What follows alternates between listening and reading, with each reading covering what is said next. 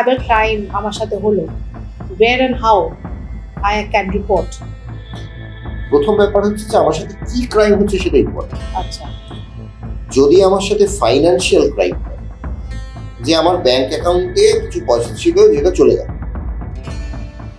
সেটা আমার অজান্তে বা জ্ঞানত, যেটা আমার ভুলের কারণে সেটা আমার বিনা অনুমতিতে সেই পয়সাটা চলে গেল, তাহলে সেক্ষেত্রে আমাদের প্রথম করণীয় যেটা, সেটা হচ্ছে we have to call 1930।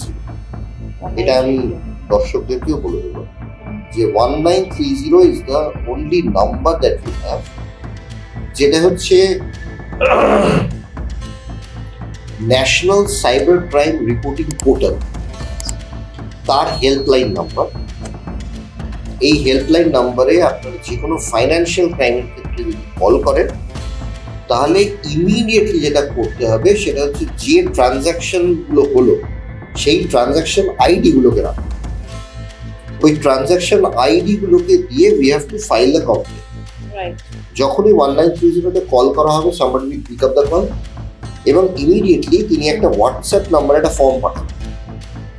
That form is to be filled up and submitted in the same WhatsApp number. Okay. তখন সেখান থেকে একটা অ্যাকনলেজমেন্ট নাম্বার আমাদেরকে প্রোভাইড করা হবে।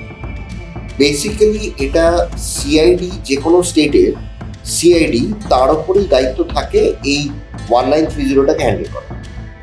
ফলে আমরা যদি 1930তে ডায়াল করি, it will land to some CID office in Kolkata, যদি কলকাতায়